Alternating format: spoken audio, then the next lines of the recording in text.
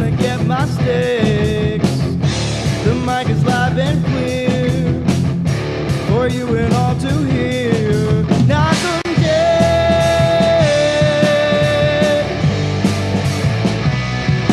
Knockem dead.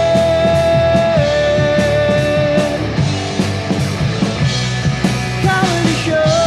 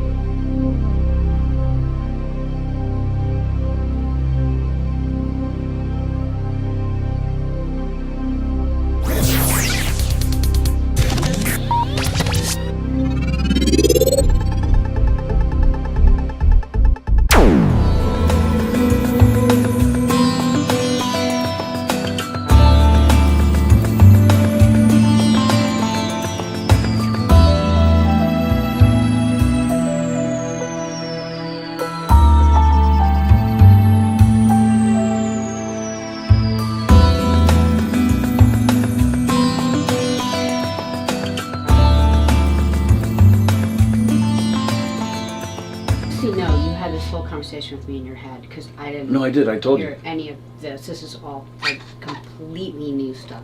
So weirdo. I feel like you need to move over more because the thing's right in your face.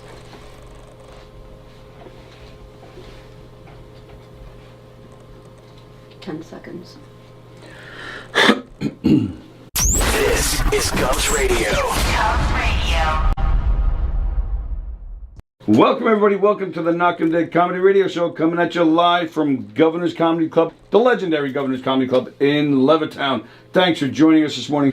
GovsRadio.com is the website. You can see our show there live right now.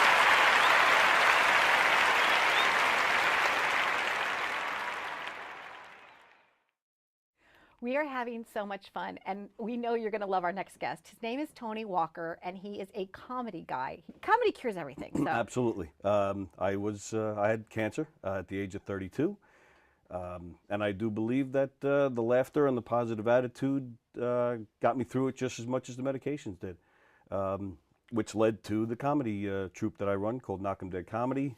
We do dinner theater, murder mysteries, game shows, kid shows. You know, we're not stand-up or anything like that, just comedy shows, variety shows. So you go to restaurants and where else? Like theaters? Restaurants, private parties, corporate events, fundraisers. Did I say fundraisers? Fundraisers, firehouses.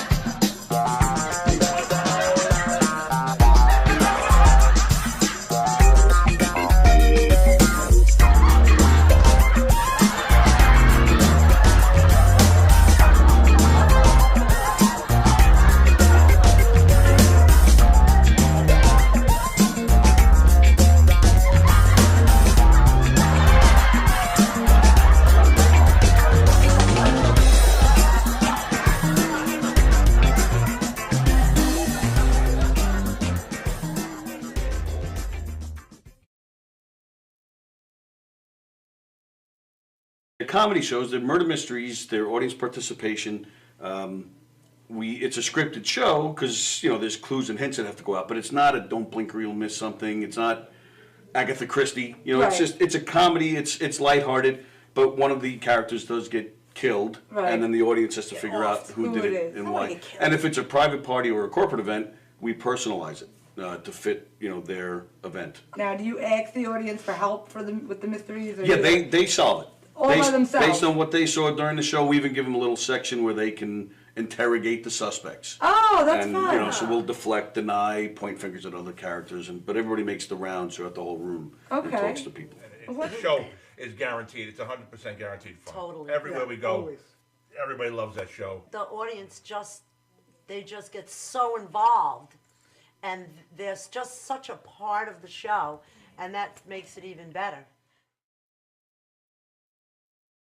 The other things that you do besides Yeah, the we mystery. do game shows. Oh, the game show, we have a podium with lights and buzzers and sounds, and it's basically Like a a trivia Family game Feud. show, or it could Right. be, again, we ad-lib with that too. So they may want a trivia game show, but if we show up and they're a loud, boisterous group and they're a lot of fun, we could ask them to do funny physical challenges or do some karaoke or whatever, or name that tune, whatever we feel like doing, Oh, and they'll be willing to do. We'll That's cool. we'll take it there. What movie introduced the phrase, "There's no crying in baseball"?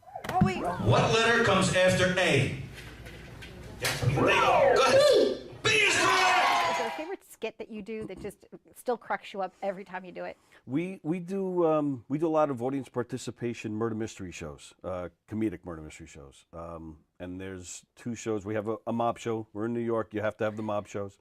And we have a redneck wedding, which is just Oh, that I have it's to a come lot see of that fun. one. Oh, you're welcome Yeah! anytime. Anytime. In fact, I even Well, brought growing you a up in shirt. St. Louis, Missouri, I have to say you did. Oh, of course I did. That you will wear Hey! everywhere you go. In fact, I have a whole bunch there. I'm giving one out to everybody. here. Everywhere I go. Okay. That's right. There you go. Knockem Dead Oh, Comedy. that's great. Can I Knockem Dead pretend I'm Comedy. drinking something here? Excellent. Yeah, you can pretend like you're Thanks, drinking thanks. something. I'm having fun on the set. We actually do put water in it when guests ask, Just we not do. But this if you guest, if you don't if you don't ask ahead of time, wait, this one's full of water. You ready? One, two, Nice. three. All right, there you go. Johnny, you have a good time tonight or what? Had an awesome time. All right. KDC, that's what I'm talking about. Yeah, all right.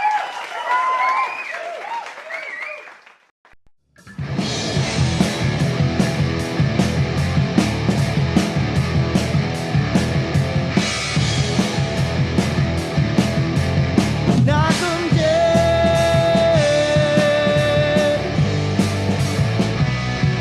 Knockem dead.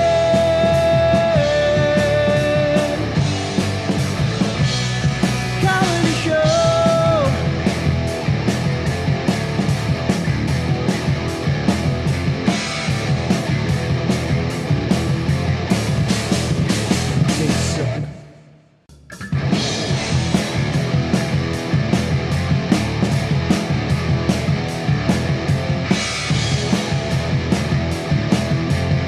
Knockem dead.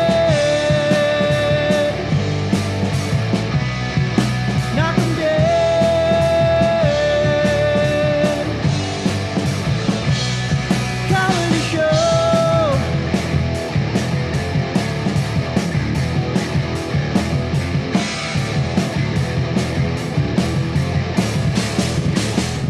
Hi, everybody. Welcome to the Knockem Dead Comedy Podcast. I'm in the middle. You go skiing. It's like jazz hands. The Knockem Dead Comedy Podcast here on Gov's Comedy Club Podcast. That is the name of the Facebook page. That is the name of the YouTube channel. That is where we're interacting with you on the YouTube channel. So please hit that heart and Smash the like button. smash the subscribe button. smash it. Or treat it gently. It's also okay. There you go. I like it. Oh, there he is. There There he is. It's a concert T-shirt day. Chris. Aaron's here. Chris is here. Andy's here. We're supposed to have some more people. Peng Dang is supposed to be in here. We're going to be Zooming later on with Joey Callahan. I think it's actually pronounced Pong. Pong? Yeah. Pong Dong? We'll have to ask him. We'll have to, if he shows up. I don't know where he is. The Knockem Dead Comedy Podcast coming at you live from the legendary Governor's Comedy Club, where tonight you will see the one and only Tammy Pescatelli playing the club tonight here in Levittown. Oh, great. Joey Callahan tomorrow, but you can see him here around noon. He'll be Zooming with us. And of course, don't forget John Ziegler recording a comedy special on May 21st. My allergies are killing. Anybody else have allergies, man? Yeah, no, I don't. dying, I don't man. live with a dog that I'm allergic to. Well, I have 5 of them. Yeah. So no, my allergies are not really going nuts. In the Giggle Room this weekend, Harris Stanton tonight. And don't forget Joe Pontillo and Brian McGinnis on June 4th.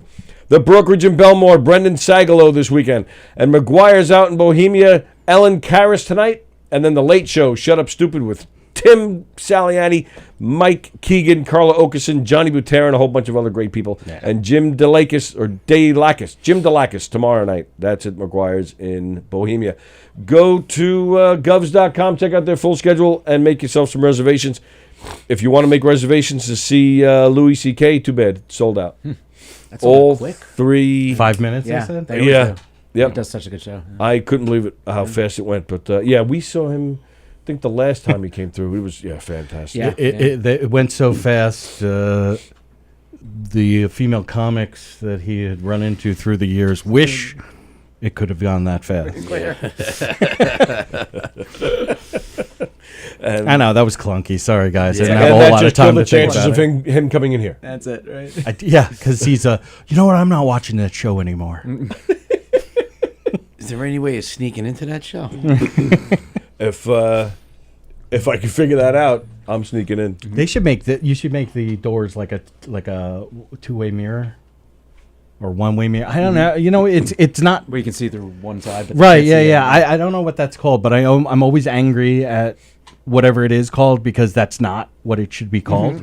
But why should it? Because it should be a one-way mirror. So Why? one way it's a mirror, the other way it's not. But I think it's called a two-way mirror. And it's like... Yeah, but I'm asking, why are you suggesting we have that, though? That's so we can, like, totally be, maybe catch somebody... doing something in the hallway? Jerking off onto the... That's something you want to see? Yeah. Yes. Only through a one-way mirror, though. Yeah. Right. That's his kink. It just has to be... But they don't know him. He doesn't know I'm here. Yeah. But it's called a two-way mirror. Yeah. I don't want to get technical with you guys, but it's totally a two-way mirror. He's so vigorous. I know. Be a lot more impressive if you did that on any It would be an interesting concept, though. I'd fall over, asshole. Thank you. If they didn't have a show going at the same time at one of the other places, right? So let's say you have a Louis C.K. at Bohemia. Yeah. And you don't have a show scheduled either here at Brokerage. They should sell, like, tickets and stream it at the other comedy clubs. Like a remote viewing. A remote viewing. Well, really cool. Taking that, and you go to, like, the way things were going during the pandemic, it would actually be, why even open the place up? Sell ticket, like, a pay-per-view, the first pay-per-view event ever. I thought of this. I'm referencing a specific person. No, but I would think, you still need that, you still need that live audience to get him juiced, but hey. Yeah, well, he's not going to hear them. Right. Yeah. But everybody in the crowd. Right, but everybody in the crowd will have the Bohemian, Yeah. and they're like, hey, we don't have this room. Yeah. Let's sell another 300 tickets Yeah. for $10 and Yeah. food and drink. It's actually not a bad idea. I know. It's like when I saw Prairie Home Companion Where's the at a movie suggestion theater. box? Yeah, right. It's in the bathroom. Right. Which I always thought was weird. All right, well, I'm going to start with you, Chris. Last week, first time back on stage. Yeah. What, How'd it go? 10 years? Yes, 10 years, yeah. How'd it go? It went well. Yeah? Yeah, it felt really good. Nice. Felt really good to be up there. Yeah. It was great. I think we had like 82 people in the room. Nice. Oh, wow. Right? So I had a lot of people come out. Were you throwing up before you went up? You know what? I was kind of nervous during the day, and then I just half Xanax and a bourbon before I went up, and I was fucking fine. Yeah. And now I'm here today. Now here I am. I survived. I don't know what happened, but it was the good. intervening days. It went well. It was funny because I had a lot of people come out, from all different facets, and I had like the new neighborhood people that just know me through my son, and they think they know me, and now they don't want to know you anymore. I figured, there's a few that didn't make it, which probably would have went that way. But it was funny because Terry was like, listen, you got like 25, maybe like 28 people here. He's like, I'm going to put you up before me. And I'm like, man, that's your choice. I was like, I haven't been up in 10 years. I was like, I could fucking really deflate this room. Like, I don't know what to tell you is going to happen. And it was funny because, he was like, well, what do you want to do? You want to do 12? And I was like, all right, listen, I said, I have my little cheat notes here. It's all new material. I'm like, I haven't really timed it in this class yet. I'm like, be ready at 8. Like, I don't know how long this is going to go. And then apparently, I mean, he didn't care, and I don't think anybody else really cared because I was second to last before him, and it was like I faux pas. I never caught the light, and I ended up being up there for like 16 minutes. Oh, wow. Yeah. You never caught the light. I wasn't catching the they were lighting me. So who does Terry get mad at? You for not catching it, or the person? No, nobody. He Well, really, Terry's yeah, the one. Doesn't Terry light like his own shows? It was Fat Jay. Was Fat Jay yeah, was? he was Oh, MC. God, yeah. I was like, so I could, and it was funny. So I came over. I was like, so what I do like 10? He's like, dude, you're up there for 16. I was like this. It was fucking great. But and Terry's like, I don't care. He's like, yeah, he goes, you were good. He was like, I actually had a good set. This is the right headliner to be working with for that. Yeah, exactly. Yeah. And then this guy Steve Rocco Perillo, he taped it.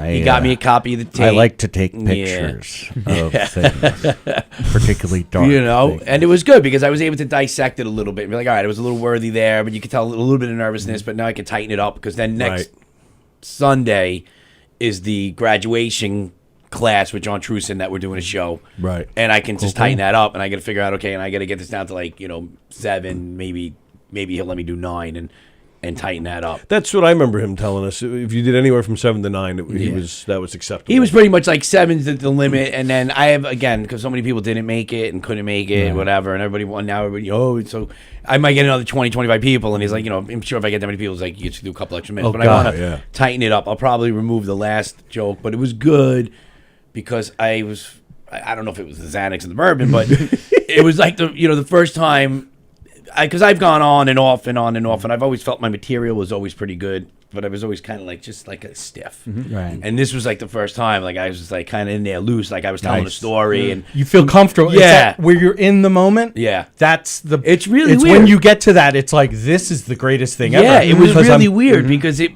let me like, try to make that one laugh. Yeah, like I could notice, but I settled in kind of quickly, and it was like, all right, this is good because the Tuesday before in the John Trusin class, like. Because one of the guys from the class came, he's like, "You were more nervous in the class on Tuesday," because I was like shaking. Wow. And I was like, and I'm like, well, it's because there's 5 comics who don't give a shit about what I'm saying, and they got their heads in their notes, right? And you're trying to, the one guy is nobody, so I'm like, and I was shaking, and down there, I could have been it might be my new go-to formula, because I never used to do that. They're going to totally go to this when in your whole downfall. Segment of the biography, right? Behind the music, So it took drugs and alcohol for him to feel comfortable in his own skin. I did really good, and we'll all get interviewed. Oh, he was doing so well. He was such a great guy. Then all just went down. By the way, that's always my go-to. We once took a big picture. I forget what it was, but Saliani was there. Billy, me, Joe, Circle Jerk, Fat Jay, and we were at the bar, and we had the bartenders take a picture of us. And we're all like, eh. And and once we were done, I was like, all right, that's going to be the picture they show in that serial killer documentary. they like blur out everybody. I just circled. Yeah. Like, Sign one, first sign. It was funny because I think my wife was more nervous than I was. Right. Well, that's a good wife. Yeah, she was more nervous than I was, and like on Sunday she made mention, and I was like, "You got to keep your stresses to yourself. Like, I'm dealing with my own shit." Did she? Did you put her to work like you said you would? You know what? She was doing it on her. I mean, she got referenced at least twice. And Fat Jay's like, don't forget to tip your hostess because as people walking in, she's calling them over, seating them. She was right by the bathroom, and people were going to the bed. She's giving gum and So attendant? Yeah, she was like the bathroom attendant. But I'm talking about the you said last week that if you get stuck up there, you're gonna have her yell out. What the next bit I would was be. gonna have her do that, but then I went up with my cheat notes, and good thing I didn't because I think she was so in her own little world, it never would have worked. Like she wasn't going to be able to. She's all proud of her man. Yeah. Nice. Yeah. And the funny thing is one of the jokes with like the group text on the thread of the basketball team was most of the parents that were on that thread were at the show. So as soon as I brought it up, like the chuckles started.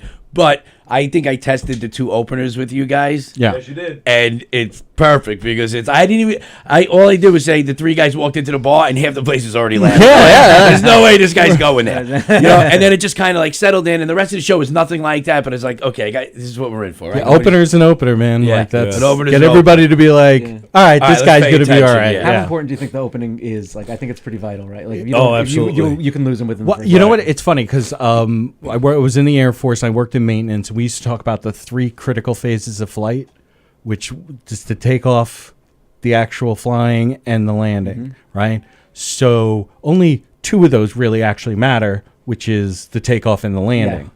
And out of those two, the landing is way more important than the takeoff. So, yes, it's important, but you want to leave them with a good taste. I think that's it. If you're going to talk about everything being important, paramount, I think is how you close. Okay. And the next most important is absolutely getting them in to kind of, you have to find your cultural shorthand to get them to understand who you are. Right. So we do that through dress, how we dressed, and the language that we use and whatnot. And so if you can boil that down into like this really awesome opener, the rest of the set's going to go well. But you really need to close well. Well, it's funny because the close was what happened was because I didn't catch the light and I didn't know where my time was.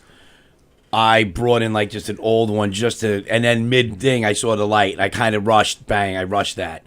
What was also funny was with this coaching thing and this thing there. So there was this, the politics in Long Island, right? So I ended up coaching by default, and there was two other guys supposed to be coaching together, and then who didn't tell they were going to coach with the other one, and the wives don't talk, and they were all there, right? So that's awesome. So my coach, in my mind, I was like, they were all there together. They're kind of cordial, but they haven't really gone. But now the coach thing. So I'm like, all right, I'm not going to use. The head coach was Chris. I'm Chris. I was like, I'm not going to use Chris because then it's going to sound like I'm talking about myself. Right. The other guy, Mark, I was like, so I was like, I'm just going to make up a fucking name. So what happens? As I'm telling the joke, I look at the guy that had that bailed on the team with the other team, and I'm like, Coach Tom.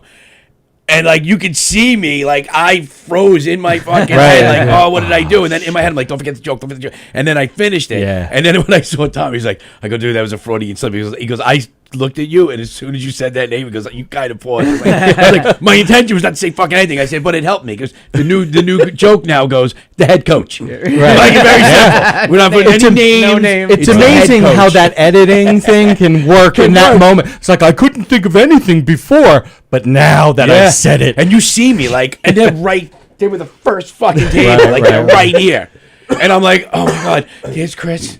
There's Tom. The two wives don't talk. I was like, holy shit, don't forget the joke. Don't forget the joke. And then what was funny, what was nice was, who's always watching? Joe Bosa? Bosey. Jeff Bosey. Jeff Bosey, yeah. He was there? He came. I was walking. It was funny. Trying to get on the show. I was walking through the front door, and he's like, hey, Chris Costanzo. And I'm like, hey, how are you? It's like, look, I'm like, do I know you? He's like, no, I was like, oh, okay. No, Jeff, but I know you. So he came to just watch. I guess he watched the show. I don't know if he caught my set. Yeah, that freaked me out a little bit. Thank you. No, but we know because Jeff Bosey is a great guy. But I'm going through. I'm like, what did I say on today's podcast? Somebody's gonna stab me. Like, hey, you're Cassandra, right? Like, yeah, I am. Well, he's the only one you got to be careful of. I like how you're like, somebody out of The Sopranos. Oh, do I know you? Right away, I was like, oh, how you doing? Do I know you? And because it was like, and DePaulo was doing the main room, right? Yeah. So, every third guy was walking in with a turtleneck and a fucking gold chain around. I wasn't sure where this was going. These guys getting me right out front. But I found that nice that he introduced himself to me. Because, I know in this world, you got guys that are just jerk-offs and then guys that are nice. Yeah, and you do have a large percentage of people that do support. Yeah. And it's good. That carries. And it's funny that you said Perillo and Bosey were there. They are two of the most supportive people. They're probably the two most. No, I appreciate it. And the creepiest. Both of them equally. Oh God, yeah. Creepiest and so there is a scene, direct correlation. Yeah. Between the two. I don't know if I take deep. Well, he told everybody. So, but I think Steve. I think he had gotten in trouble. Yep, he told everybody. Yeah, right, well, we won't mention. So as soon as he came in, I'm like, I told Terry, is anybody gonna be taping this? He's like, yeah, this guy, he's got to pay for his lawyer. I was like, all right, I'll do it. No problem. I might have him travel with me as I do shows, just tape all of them. Did he end up because it was last night we were talking about it, he wasn't here. Did he tell the detail about that he had funeral because he carries funeral cards with him? I caught bits and pieces. Oh, okay. Yeah. I thought the greatest so he got thing... tossed and they found them. Oh, really? But it was funny because I thought his great thing was the G. His mom thinking the G, it's the goth, the G. That's what G stands for the LGBTQ. I almost fucking peed in my pants. Like, that's fucking great. I was like, 'cause my mother was clueless to things like that too. It was good. Did you hold on to any jokes from 10 years ago? Or no? You know what? I brought in So I have this little. I used to have this little bit, just a couple little drug reference jokes, and then I added to it because it was back then. It was being caught by my parents, and now I went further, and now it's like now I'm getting caught by like my kids. It's, it's like at what point. At what age can I just sit in my house, smoke a joint, not without being in fucking trouble? I feel you. You know, right? I feel you so hard. Well, like my son's just like, hey, Dad, what's with the sunglasses at 9 o'clock at night? Like, just go upstairs. I'm in the fucking shed at this point. Like, seriously, my wife, who's totally cool with all of it, should be like you can't smoke in the garage anymore. The whole house. No.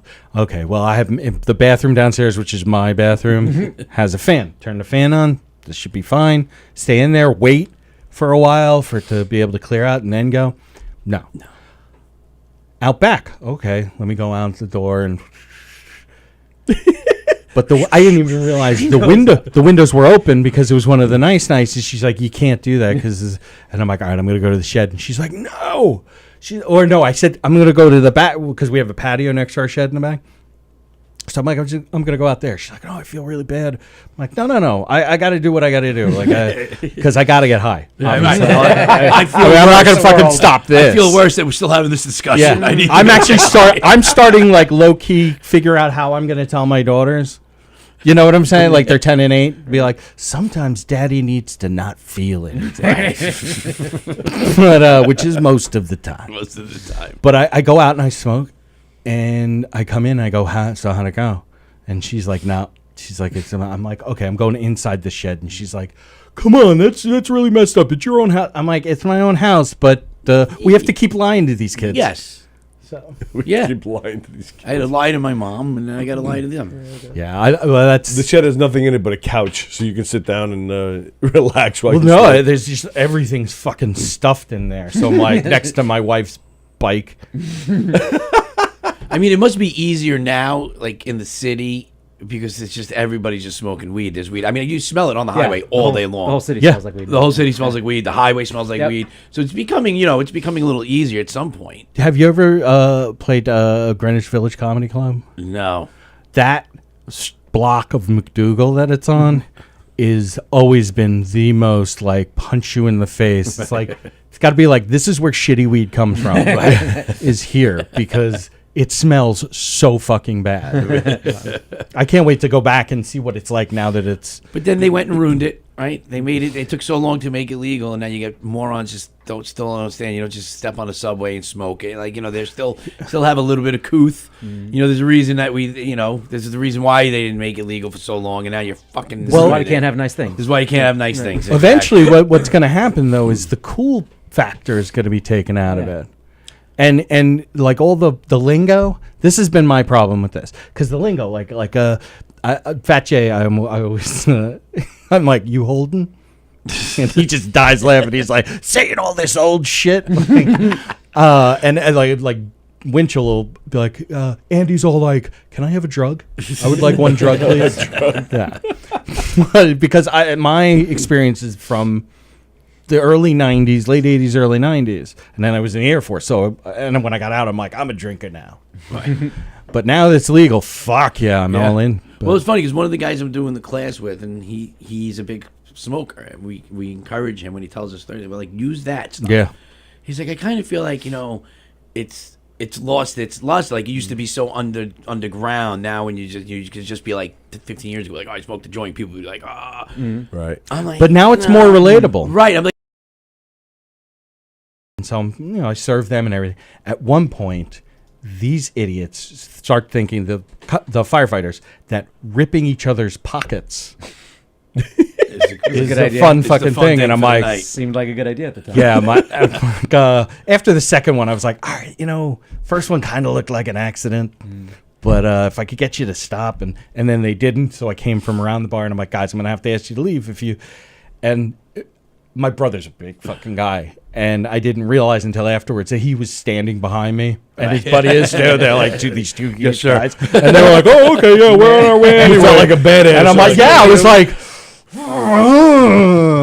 "Fuck around in my bar." Yeah, fucking great. Well, all right. So you mentioned firefighters who are heroes. This is a really bad segue. But now I'm going to go over to Aaron. Aaron is a hero because of No More Robo. You got it. You explain No More Robo because then you'll be everybody's hero. Please, because we're morons. Yeah, right. My company makes software that stops all of those annoying robocalls, spam texts from blowing up your phone. Yeah, so we stopped. Thank you. Yeah, some heroes don't wear capes. Right. We sit behind computers. I don't think I'm registered with your company. Yeah, though. right. Sorry, let me write this down. The spelling. Yeah, it's we got a team of 12 people, and that's basically started 2013. And I've had like just these great opportunities. I've testified in front of Congress 3 times. Yes, I saw. That's cool. Robocalls, and I've been on news and everything. But it's just really fun to be able to do that and keep people seen. Yeah, and as I said, I met Tony because I took the comedy class. It was the one before and during the pandemic. And that was what I really learned was like the timing and the editing and those communication skills. Because even just business is all communication. Everything's communication. Yeah, everything's communication. I think, I don't know what it is about stand-up that like it just distills it down and puts so much pressure on it. Well, because Truson says, I took the class a few years ago. If you get a laugh a minute, you're the funniest fucking guy in the bar. But if you get up on stage and you're getting 1 laugh a minute, you're the worst fucking comic ever. Right. So it's distilling everything, all those culture. Like I said, I my vocabulary is using cultural shorthand, like saying that to like eliminate what people like tap into the things that people recognize. And they go, oh, okay, that's what this guy is. Well, and that's kind of that journey, right, of figuring out that piece. And who you are, because you have to show who you are. And so it is almost like a journey of self-discovery. Yeah. I think if you look at every punchline you write, if you look at every punchline you write, if you're not in the moment why that was funny when that came about, like most of the stuff when I'm like, because you get friends. Oh, I got this great bit. I'm like, listen, I didn't go through it. I can't. Like for me, I feel like I have this small window to make sure everybody's in my head at that moment, because otherwise, that's a pretty fucking. It's a big fucking job to do. That sounds pretty bad. Yeah. Right. But it's funny in that moment, and you got to get everybody into that moment, right? So trying to identify style is tough, and I don't think I can yet. Like I have different styles. I do some side of diversion. I do. The theory of 3 works on certain things, right? Because I had worked with Chris Murphy at New York Stand Comedy Club. Yeah, originally that's the guy who I had worked with. And is he a redheaded dude? Yeah, tall. He was here the other night. He said, I talked to him the other day because I sent him. I said, listen, I got back up. He knows a lot of people. I was like, I'm going to sell you as I get it tightened up. I'll send it to you. And I said something. I forget what I was on the phone with him, and I was just like, I was like, so now, I'm out. He's like, what are you doing? I was like, I'm out on the island. I go, I got married, had kids. Now I'm, much angrier than I used to be. Just in conversation, and he laughs. He's like, they goes the 3s. He goes, that's funny right there. That's a joke right there. And then I incorporated it into my lead on Tuesday's class of moving out to the suburbs, and it got the laugh. Right. So it's kind of like, where do I stand? Because, when I get comfortable and I can tell stories, that's fun. But, because a couple of the newer guys, and they can tell the story, but I'm like, listen, at the end of the day, like John's right, like every word has to have weight, right? Yeah. So if you're not getting the laugh, it has to at least be progressing to a higher climatic down, right? Not just fucking, you can't say, Aunt Trudy was there for no reason for Aunt Trudy just being there. Because you remembered Aunt Trudy was there. If it has no, you know what I mean? At least, so try, and then when I watch the tape, I'm like, all right, that I could, I said that word 3 times, and, as a team. I was like, I don't need to do that. Right. So, but it's funny because it's like, I'm not looking to identify my style yet. I have no fucking idea. Yeah, but being critical of yourself too, like that's the key of being honest with yourself. That's exactly. That's what I have my wife for. Yeah, right. She has not laughed at one. She has not laughed at one joke I've told her in the house. She's like. I'm like, you don't fucking understand comedy. And then she'll come here and she's like, yeah, it was funny. I was like, I tried telling you. Dude, my wife does not think I'm funny. No, my wife does not think I'm funny. I'll tell her like a joke that I'm working on, like shit that has killed. And I'm like, oh, this one worked. Because you kind of want the accolades when you're home. I'm laughing as I tell her. I'm like crying myself again. I'm like, she's like, I just don't get this. And I deliver it. And she's just like, and what's hilarious is like friends of mine, comedy friends of mine, that she's like, why is he doing this? You cannot fucking say that kind of shit. That like, hey, does your wife still go to? No, she doesn't go to the fucking shows. I don't want her to offend everybody. See, when I was going through, I didn't do anything at home. Like the first time. Carrie Yeah, saw no, it's a back good idea not was- to. I was like, no, because I knew if I didn't want that feedback, it's too close, right? I can do Right. myself. We could have our class and everything, but I don't know. It's just I wouldn't try anything. Yeah. I'm like, this is what I'm doing, and then afterwards, it's like, oh, the crowd really like this. They really like that, Right. Because it's an audience of one at that point, right? That's the best thing about having the wife there, though, or significant other, is that they can report on what it was like in the crowd. That's because you can't tell. I mean, Right. I didn't think you were funny, but they were all laughing. Yeah, no, she could be super supportive. It's just when you tell, because it's funny because I always go back to like, well, you just. It's too complicated. Yeah, for you. you Like, just- I'm like, you got to watch. It's Jennifer Aniston. Yeah. There's a breakup. They get together at the end. Right. As soon as Game of Thrones, the second family showed up, she's like, I'm fucking lost. And it's like in life, it's the same way. Like something will happen. We'll be eating lunch. I'm like, oh man, it's like I don't understand. I'm not following you. I'm like, nah, That's a good funny. bit right there, man. That was funny. But Jennifer Aniston. British, Irish. That's who it is. Any sort of British or Irish shit, I have to put the fucking closed caption yeah. on so that my wife can fucking understand what they're saying. We keep the closed captions on everything. Yeah. It's Now like an now old we do person. it. Now I'm leaning into it because Right. I I can't just- fucking hear what anything. did they say? Like how many times she's like, I don't know who's that guy. I was Yeah. like, that was the guy in the last scene for 10 minutes saying Right. he was going Where to have do you this. I'm been? like, what have you been watching? do they ever you ever get this where she asks a question that is so fucking you have right? to Yeah. have been watching this For, like, weeks. like where you start going, oh my god, this is it, she's going to have to put her in a home, She's losing it. I'm gonna have to, this is dementia, this is everyone. it. You guys are so getting laid tonight. That's Well, by the way, this my wife's watching this, which it is my wife's birthday too. So Today? yes, nice. So happy birthday, Bex. Happy birthday. Yes, Happy birthday. I didn't mean any of this. Yeah, so it's funny. Again, 'cause, she's not watching. Yeah, You know, because when she's watching a movie, I'll walk by and I'll just see them breaking up. I'm like, and I always go, oh, I hope they get back together. Like, I bet it's going to be at Whatever the the- airport at the end. man, Hallmark's really cutting it close on this You know? one. So It's also it's like every porno. They all end the same way. they all end the Like, same it's way. I don't know. just- Do they? I don't know. I've never made it all the way through. They have an ending. Right? Porn's not end. There's an end. I shut them off. That's That's an end. how that works. I've never seen the guy fix the coffee machine Right. ever. What are you? What are you? He's always Sting? there to fix it. Are you Sting? You've seen the end of the fucking Yeah, right. The pizza is always cold. I mean, tantric masturbation. Yeah, right. I wonder Yeah, if that exists. It's either that or you should try some oil. you might get to the finish quick. Spread some flower petals around yourself. You know, it's a lot of it is about mood. yeah, it'd be funny if they ended with like the news. And that was the one thing she Weather. did say, though. She's like, the stuff I was practicing, she's like, all your stuff ends up like jerking off for now. I'm like, well, I'm married and I Welcome to moved the out to the news. island. This is what I do. It's like, Here, my wife's number one criticism whenever she goes to any show, everybody's talking about their dicks. I don't fucking want to hear about your dick. I can't say I blame her. I don't mind. No, but it's like, yeah, but it's the low. It's what we it's do. what makes men laugh. Right, exactly. So I'm on a Zoom. I was getting it set up, and I don't know if like day jobs and everything, but they have this Zoom keeps on like pummeling them in the face that it has like this new whiteboard functionality. I was like, so it's like nobody was on yet. I'm like, let's see what it is. I turn on whiteboard. What do you think I do? I draw a dick. Like that's I guarantee that every single person in business, when they said, "Well, let's try," there was 17,000 dicks that was drawn. So a friend of mine lived in a condo complex that had a big man-made lake in the middle, and he was like just off of it, like from his like little balcony thing. You did that, you could see it.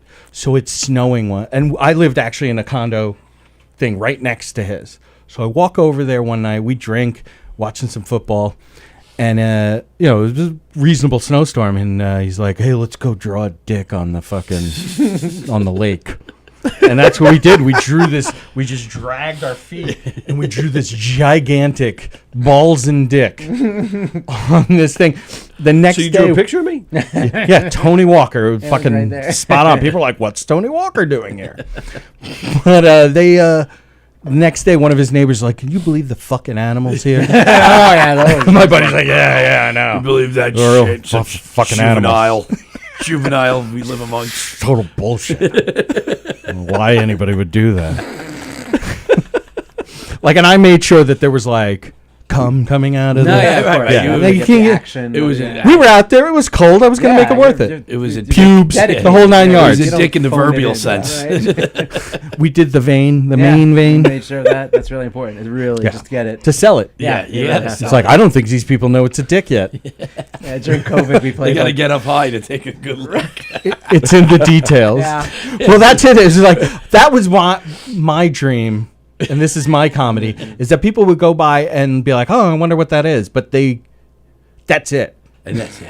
They never even think of it again. They're just like, "Oh, it looks like somebody drew something out there." I But thought they're you all wanted ground to floor come people. there and be like, look at the craftsmanship. No, 'cause you're of that the, dick. The Andy Warhol. No, I want most of the people to have not seen it, and then the few people that do see it, like, it's like the end of Soylent Green. Soylent Green is people. You're like, It's I a get dick it. on the lake. Dick on the Dick on the lake. Like I love that sort of fucking yeah. reaction. that like joke Like, time bomb that takes like a while to. blow Yeah, up. well, and that these people they get their special because they're like, what? How does everybody not see this? Yeah. Can't wait for the next snowstorm. Going over to that condo. Coming to a lake near you. Back to that condo. Yeah. Oh, we do actually have a condo with a fake lake right behind us. I might have to. I find it funny that there's signs that say no fishing in those lakes. Like they have to, and no fishing and no swimming. Yeah, they don't need to put the ing. They could save money on the paint. Yeah, right, like who is it? Like, yeah, No fishing. can we go fishing in there? Oh yeah, I mean, sure. Right. You could actually make it bigger. Right, for decorative purposes. Like, do we have to have a sign for everything? No, it's got a fucking fountain in the middle of Yeah. it. This is not a real lake. This is not. There's no fish in there. Please don't jump. Which in. is funny because when I was stationed in North Dakota, the largest man-made lake in North America is Lake Sakakawea in What? halfway between Minot and Bismarck. Oh yeah. Sakakawea. It's she was Lewis or Clark's girlfriend, and helped them get all the way to whatever Columbia River. Okay. I guess that is. And now she has a man-made lake named after her. Yes, and a lot of stuff named after her in that area.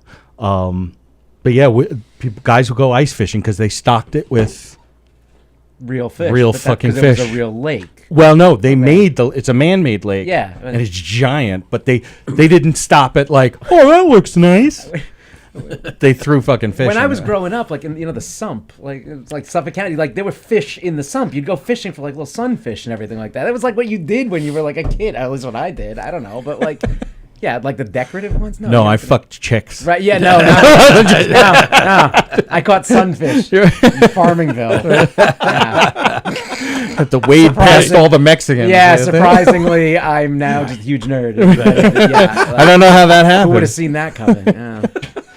Like, let me roll to see if I get this fish. Yeah. Everything leads The you only to thing somewhere worse. in your life's journey, right? Yeah. Without those fish, I don't know what would have there's happened. no fucking software company. Yeah, That's it. exactly. Yes, that was the day it was born. Yeah. Yeah, I'm just fishing in the sump with Nicky Guarneri. Yeah. Well, now you're the cool kid because you got Nomo Robo kicking ass. Yes, sir. Thank you. Yeah, I'm still not the cool kid. Though. I'm still that same like nerdy kid.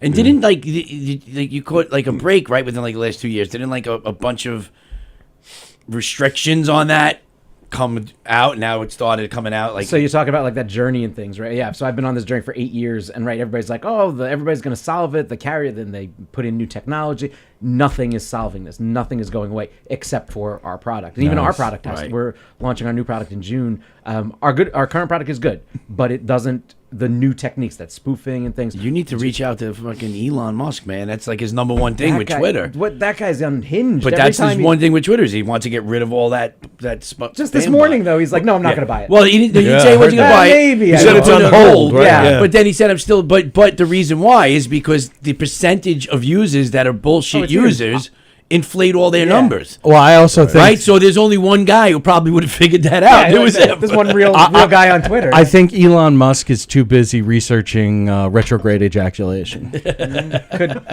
could be. Well, so that's a callback to a conversation Yeah. before the show starts. He's my hero, though. I love Elon him. Musk? Oh, I love him. God, that guy's I crazy. love him. Good for him. Good Good for what him. do you like man. about that he's guy? fucking. Cause look what he's done. What? He's just, yo, we're gonna go to space. We're gonna go to the moon. We're gonna go to Mars. We're gonna go here. I'm gonna use his fuck. Once I can finally get off the Apple crack. Right. I mean, You know the iOS. I mean, Apple fuck crack. everybody here. Yeah. Let's go somewhere. I need to go somewhere else because of all the poor people. Right. At least he and could say it. starving Be like, kids. You know what? No. Fucking everybody here is nuts. All right. We went to the moon. We stopped going. But all the technology we claim to need is from there. We learned from there. He's got the Starlink. That's going to be great. I mean, this guy just throws it all on his fuck. Plus, they. You got to have respect for a guy, right? When the government's telling everybody, go fuck yourself with your $6 gas, go buy an electrical vehicle. Right. And the guy they hate the most Right. makes all the fucking vehicles. You got to respect a man like that. And if you watch his documentary, cool story, because I'm sure it's worth nothing, but through this, my sister years and years ago, I was always struggling with weight issues, and my mom had gotten her a nutritionist lady in the city, right? Right. And she got the book. It's Elon Musk's mom. Oh, wow. Signed by his mom. Oh, wow. I swear to God. So we were sitting there, we were talking about this. This is like That's 25, crazy. 30 years This ago. guy- 20 years ago, my brother would just sit and talk to my sister. I'm like, when you went into the apartment, was she like, never mind the explosions in the other room. It's just my son going fucking on around over with there? batteries. Yeah. Mama. I'm like, yeah. Mama. I'm like, sick. So she's got it signed. She's like, what do you think it's worth? I'm like, probably nothing, but it's worth putting it up on eBay. Right. You have Elon Musk's mom's signature. I mean, they're I think if I was your sister, I'd be like, Mom, are you low-key saying I have Asperger's? right. Like, fucking, but could you imagine? She didn't realize it till like she realized she's watching a documentary. She's Yeah. like, oh my God, that's I his know her. mother, May Musk. That's great. And we're like, what was going All right, on in that's the a other good one. room? Put that in the ad. May Musk. But I'm like, what was going May on in Musk. the other room? Yeah, wait a second though. So, okay, here's the thing. Like this is the difference between fantasy and reality. The thought of like, ooh, we're gonna go to Mars. You know what's gonna Right. be there? The same jackoffs that are on Earth. You're gonna have to go to the Mars But there'll be less of them. airport. No, there'll be more. They'll be worse, right? You're gonna go to the Mars airport, right? And you're gonna have to go through security there. And, Well, like it's gonna be just as Yeah, awful. no, the Mars Taco Bell, the same Yeah. idiots are going to be sitting there That's what I'm asking talking- them what's on their That's what I'm fucking talking menu. about, You know right? what? Exactly. What's But it? he's It's, also it's he's cheese. also like one of the only guys I saw an interview him the other day, and he was like, so the whole thing with the basic universal income, right? Yeah, and yeah. I'm not. I'm a fucking fiscally conservative person. But when everybody else talks about it, it's because they talk about it as, well, this one can't do this and that one can't do that. And, oh, they've been oppressed and these people need this. And it's always about just fucking handing out. And he's the only one saying, listen, I don't want this. This is reality. Robots are coming. Yep. People are going to be left without fucking jobs. And we need to figure out a way. Not just, so I could tug on the strings of people. Be like, no, you know what? Up until then, that guy, there's help wanted signs everywhere. Get your ass and go get a job. You can make your own money.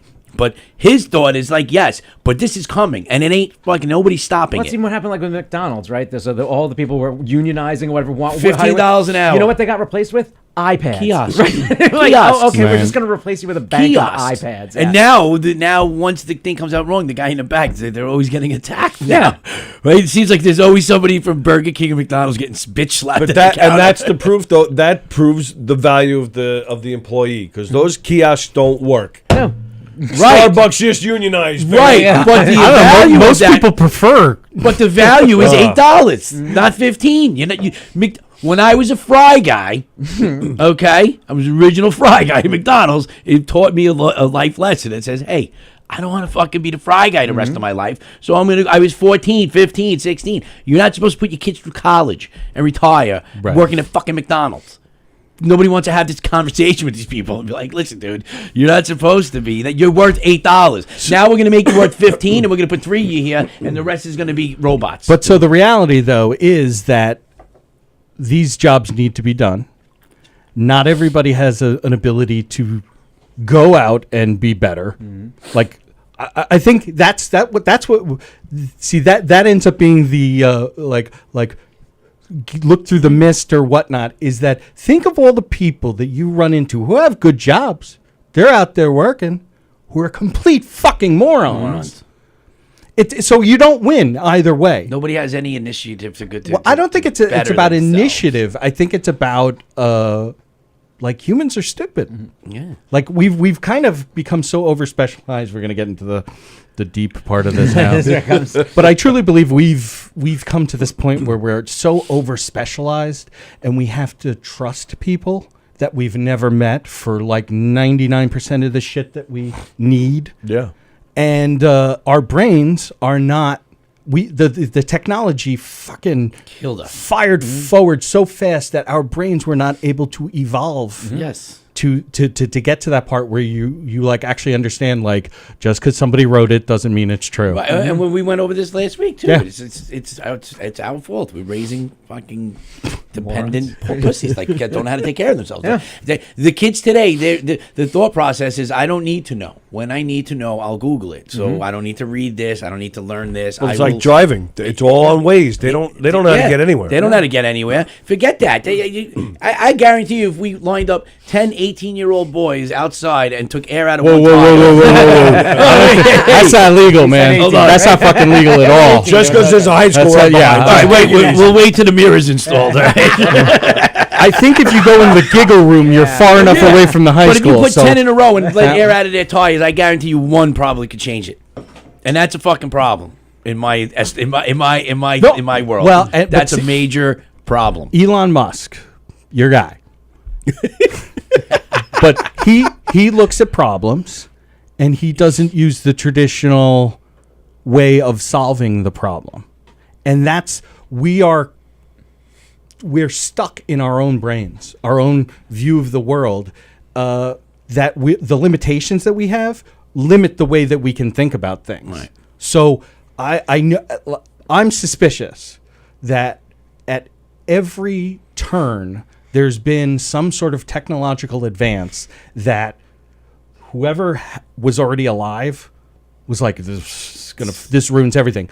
Neil deGrasse Tyson once said it this way: when writing was invented, there were like the people's parents were like, well, now nobody's going to have to remember anything. Right. That's exactly. Or books were printed. So the same it's deal, yeah. like I like to pump my brakes and be like, okay, this isn't the world we grew up. It just isn't the world we grew up in. And so let's see how this. I'm gonna be dead when the fucking whatever the bad thing happen. Gary V. You guys know Gary Vaynerchuk, right? So Gary V. I mean, so this NFT thing, right? And trying to wrap myself around it and all that, and he's like, listen, he's like, if you're past a certain age, you're not supposed to understand it. He goes, but 20 years ago, you laughed at your parents because they wouldn't put a credit card into the internet. Now everything's stored in the internet. Exactly. So everything's evolving, right? Except for the human. Yeah. That's the problem. As the world evolves, we're making, we're not. We're actually losing less and less, whatever it is. Yeah. I'm actually glad I'm not going to fucking be around. Yeah. Right. No. That's absolutely. I'm starting smoking again. I'm starting smoking again. Since I'm 26, I'm like, right, and that I feel like I did everything. Yeah. Right. Just like waiting to die at this point. Right. Even I saw it's a robot that makes French fries. Like there's the thing. Like you put it in front of you, so your entire every fry guy is now going to be replaced with a robot. Right. It was like, well, we Thank shouldn't God. do, But right, everybody we shouldn't do needs the French fry. Right, but you need that like Louis Anderson in Coming to America. He was like, if I work really good at the salad station, then I'll be moved to fries. And that's when the big money rolls in. So people don't have that anymore. Then after fry, you know what? Then maybe I'll be the assistant manager. McDonald's. Remember those guys in the 80s? Those guys. And we'll get those like guys were a trip. One of punch those fuckers. We'll get one of the girls to strip in the office for us. I mean, you and remember blame it little- on somebody on the little phone. silver ashtrays at McDonald's. Oh, yeah. On the tables. That was so Yes. long ago. Wow, those were the days. Right. Whoever It was thought that was a good there was idea. just two people that probably been married 40 years, just drinking coffee, not saying a fucking word for an hour and a half, and you just looked at them, you're like, one day, I hope to be I can those only people. hope. I can only hope I can be those people. Have you ever seen like going to the diner like in the morning or whatever, and there's that group of guys that just go, if that's their thing. I was like, I want to be those guys. Right. That's what I want my job to be. I would love. See now here's the thing. I don't my want to be God. any of those fucking people. Oh God, no! I don't want to do have that. that like where's Andy? Fuck you guys. Fuck you guys. That's where I am. I'm doing whatever the fuck I want. You know what I mean? You guys fucking looking out, trying to find me and shit. But I just wanted to, come in, grab my kid, throw him in the playhouse at the McDonald's, and not even look. Sit there and drink coffee. Because nobody looked. Hey, down in Texas, they found a couple of snakes in the fucking ball pit. So have fun. Speaking of Texas, Peng Deng never showed up. He so apparently did not. He's a comedian out of Dallas. He was supposed to come here. I did my research. I was all prepared for this fucker. He didn't even show up. All right. That's a good. Andrew's got a good point. I got to be the one making the robots. Makes sense. If you're worried about robots taking over jobs, just learn how to make robots. Yeah, except they'll have robots that make them. Right. But I'm not worried about my job. Like, I'm going to work. Yeah. I don't care. I'm just letting all these other people know, like, if you don't get with it, man, you're gone. Well, what like, go get a fucking job. You ever see the movie Brazil? Directed by Terry Gilliam. He was the artist that worked with Monty Python. Yeah. And Brazil is this, it's sort of like 1984, but as like a wacky comedy. There's comedic. Robert De Niro's in this movie. He plays an HVAC guy who is like running rogue. He doesn't work for the state. He just appears and fixes people's stuff and then fucking disappears. And the government is trying to find him to get him to stop fixing everything. It's kind of like that. Like, yeah, the trades will always be slow down. Yeah. Everybody's gonna need a plumber though. Right? Yes. As long as people right. are shitting, they'll need plumbers. That's what we do. We need But to have again, that's robots. A another robot thing. to pull the shit out But of us. another thing with plumbing, right? So then they came up with this PEX tubing. So it's like the skill of the plumber is fucking nothing. You don't need to be skilled anymore. You just got to drill a hole. You can be like an electrician. Have you ever heard Steve Martin's plumber's joke? No.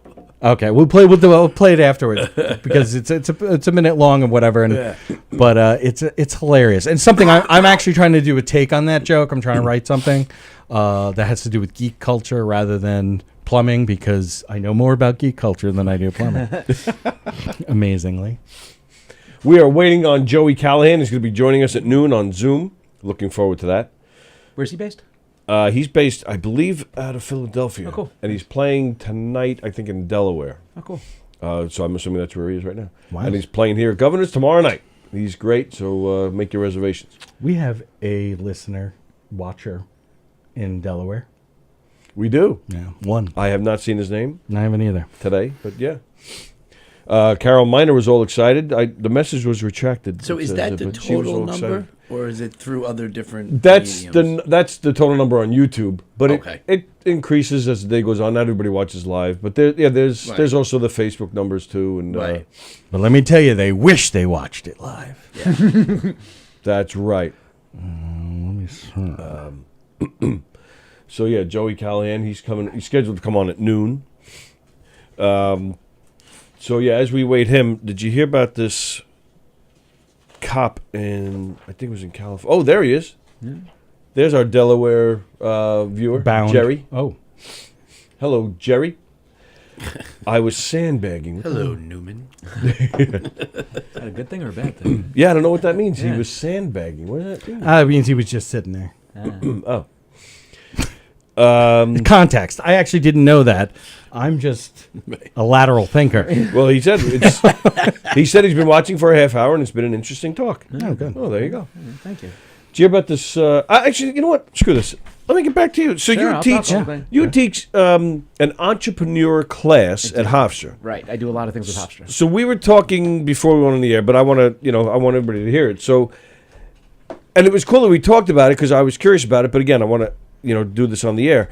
When I first heard entrepreneur class, I'm like, what does that even mean? Does he teach them how to figure out how to go into business for themselves? Like, you have to have an idea. So, so explain the class a little bit. Yeah, well, again, I equate it to comedy too, right? Like, if you want to be a comedian, you don't just like get up on stage and wing it, right? Like, how Right. can you teach comedy? We all took the comedy class, but can it be taught? It needs to be experienced, right? It's the same kind of idea. And I think for me with startups and entrepreneurship, it's not about the great idea. We all have like, oh, we're inventors and like, again, like put a person on Mars. Okay, fine, great, wonderful. But like, what is the problem that these things are solving? I actually love the idea of the robotic fry guy. That's a great, like, the problem is that labor is expensive. They're low skilled jobs, all these pieces. How can you then go and solve that? So basically, yeah, this is the first semester. I'm doing 2 sections. I back up. I run the incubator at Hofstra. So we work with a lot of student entrepreneurs. Oh, and, wow. Cool. Hempstead is a kind of an underserved area. So a Yeah. lot of the underserved entrepreneurs, and we basically help them through, I've been doing this for 20 years. So like, I know all the mistakes that people make. And the key is start with problems and then back into the great idea. And so, yeah, I had, one was an engineering management class for 15 students. And that's how we started. Okay, everybody, we begin in the comedy class. What are some things in your life? What are some things that you find funny? what are some problems that are here, What and makes now you let's figure. angry? Yeah, exactly. What Yeah. is? I don't even care how stupid it is. Let's get the juices flowing. Let's brainstorm. So that's why I said, like, taking the comedy class as far as communication. That's what I bring to there to try and pull that out of students. So. That's interesting. Wow. Seems I wish I would have known you a few years back, man, because I had a couple of good ideas. We couldn't get it to market, and that and it was funny, but because one was I was revolutionizing. We were revolutionizing the fucking s'mores, man. Ooh. And I was in restaurants, like the marshmallow thing, and I was in restaurants for 20 years, and I Okay. had guys that worked for John George, Eric Repair, big fucking time chefs. They couldn't figure out how to do this, and I'm like, guys, you're not looking at this right. You're looking at fresh marshmallow. We need shelf-stable, and it took 10 years, and now it's the idea is that the product's out. Right. But this was s'more- almost a 11 robot years ago. s'more. It was going to revolutionize the s'mores. So it was. I was in a house. My wife, my stepson, out east by the fireplace. They're roasting marshmallows. They're making a fucking mess. I'm snapping. I fall asleep, and I wake up. They're like, "Look what we did." They were hollowing out the marshmallow, taking the chocolate, shoving it in the marshmallow. So when they roasted the marshmallow, the chocolate melted. it would melt around That it. gooey. Like then they in- put it on, like in there? In there. They put Did it they in leave- there. I was like, and they left it. They leave it, but they leave it in right. there. She's like, we put it in the asshole. Yeah. Where does the stick go? So they Right, no. So they that's chocolate the thing. pie. They chocolate pie the So the that was the marshmallow. thing. You put the stick in, and it would melt, and then it would keep it. So now you have a warm piece of chocolate that's a little gooey. Then you would put the 2 graham crackers. I'm still messy. So the Crackers. packaging was going to be just graham cracker crumbs. And then you just roll it, and it's just like pot lollipops. Oh, that's cool. Guys couldn't figure out how to make the marshmallow. Okay. About 5 years later, they start making square marshmallows. You're like, I'm like, somebody's gonna figure this shit out. I was like, I know what's happening. It's happening. Then 3 stoners in Colorado started putting chips on the outside of the marshmallow, and now There it is. There it is. The Jet Puffs now have the chocolate inside the fucking marshmallow. So that was one idea that she still doesn't let me forget that she gave me that I never turned into anything. Right? Nice. Then she had a great one because one of my jokes was with the luggage and the weight, and then she's like, luggage with the fucking scale on it. Oh, that's a great idea. But the first thing you got to do nowadays, every time you have an idea, you go Google. They have it already. Right. Like they have the weight things already. So, but that was one that would have. And then I was going to transform the fucking golf sneaker, and then COVID hit, and it didn't happen. Oh.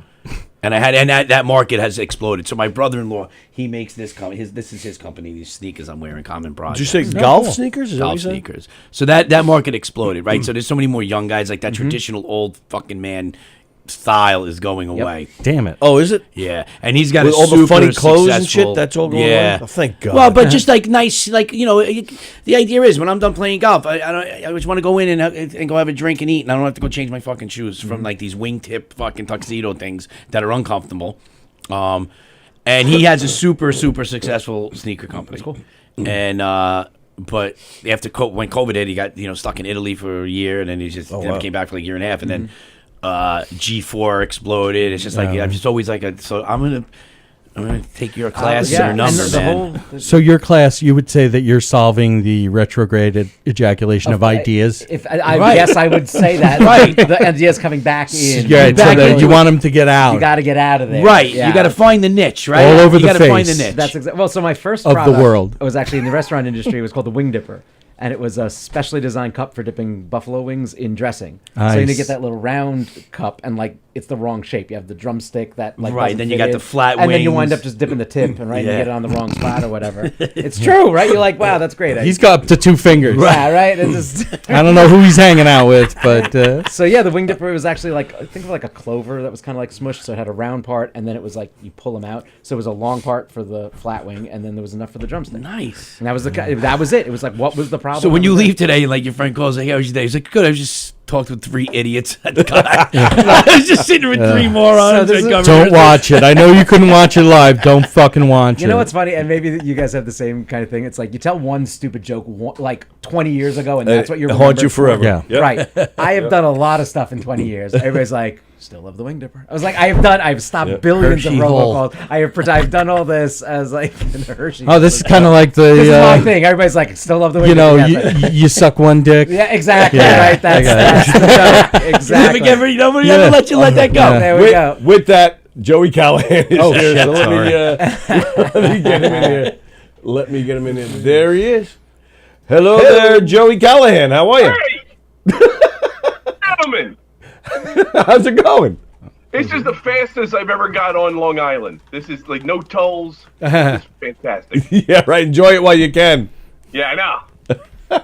So Joey Callahan, the notorious FOD right there. There he is. Right there, big head and all. Look at the size of my head on this thing. Let's see. No. What were we having? Oh, you might. You know what? Hang on a second, Joey. Chris, grab. That is that one. Chris, put those down. Chris, put those down. Grab one of those headsets over there. Chris, goddamn it, put those things down. God damn it, Chris. Chris is always holding us up. That son of a bitch. Chris. Oh, I'm sorry. Is that good, Chris? Yeah, runway 5. All right. All right. So Joey Callahan from Philadelphia, the place where our Mets just kicked some ass. Yeah, you guys did well, and then the Sixers just took a shit. We still support them, so. Very nice. What are you gonna do? What are you gonna do? All right. So first question for you, I have, sir. Right off the bat, have you ever met Dick Van Dyke? No, I never did. Big hero of yours, right? You know what? No, I become chef of the future if I ever met him. I think. I'd be like, nah. Well, yeah. So I asked that question for those of you not familiar. On your website, it says that's pretty much how you knew you wanted to get into comedy because you saw Dick Van Dyke tripping over the ottoman. So, can you guys see behind me the picture behind me? Can you guys make that out? It looks like a bunch of men at a bar or something. That's right. So right there was my Aunt Annie and my Uncle Tommy O'Connor's tap room. And I would sit at the bar. One of those four guys would bartend, and I would sit there do my homework and watch the Dick Van Dyke Show with a bottle of Coke. Every once in a while, my Uncle Johnny O'Connor would slip me a beer and goes, listen, you can have the beer, but if there's any acrobating, you're flagged. I was 8 years old. I bet you Coke probably didn't cost as much as it does now back then. Right. Yes. Well, no, it was the drink of Coke. I'm not sure. Oh, my bad. Yeah. No, go on. So I'm very curious because I enjoy your comedy, and one thing that really strikes me is you're a clean comic. For the most part. I like to be a funny comic. There you go. Well, I can work blue, but right. Well, that's exactly where I'm going with this. Is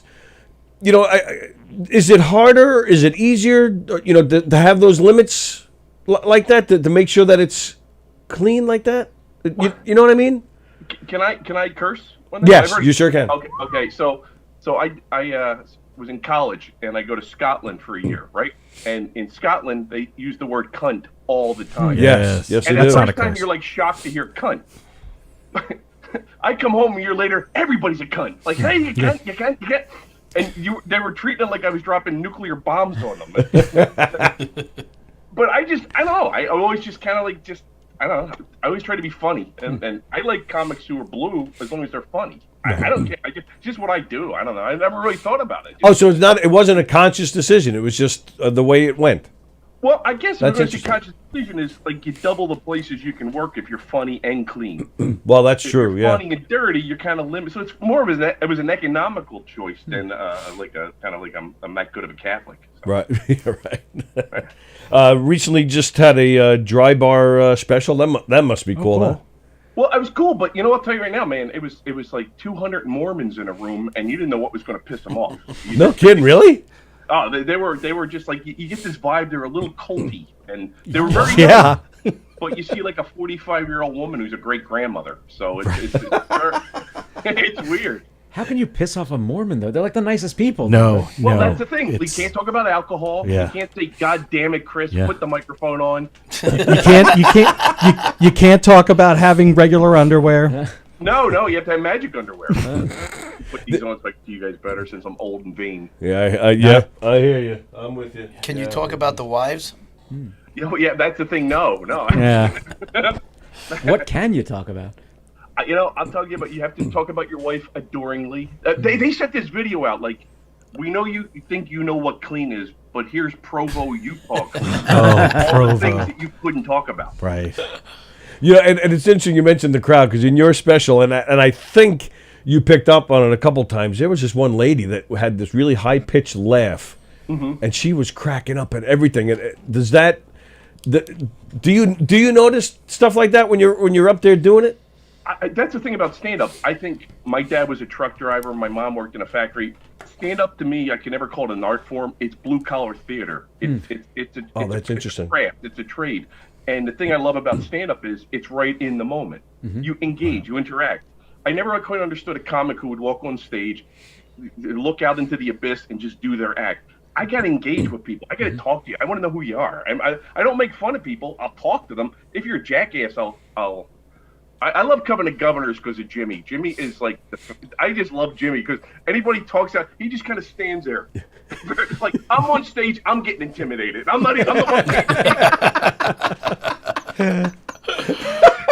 I don't know what you're talking about. Great run club. It really is. I mean, just love it. Yeah, they do it right. They're fantastic. They always have great crowds here, right?